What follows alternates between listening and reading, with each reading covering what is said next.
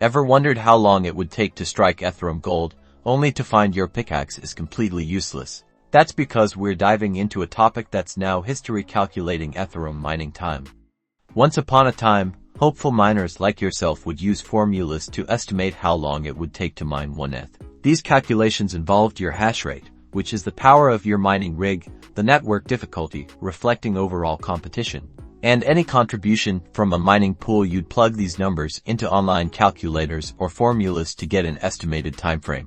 But here's the plot twist: Ethereum underwent a major upgrade called the merge. This switched the network from proof of work, which relies on mining, to proof of stake. Proof of stake replaces miners with validators who stake their existing ETH to verify transactions. The more ETH you stake, the higher your chance of being chosen to validate and earn rewards. So, while it was once possible to calculate Ethereum mining time, that calculation is now completely irrelevant. Ethereum mining is officially a thing of the past. Focus on understanding proof of stake if you are interested in participating in the Ethereum network.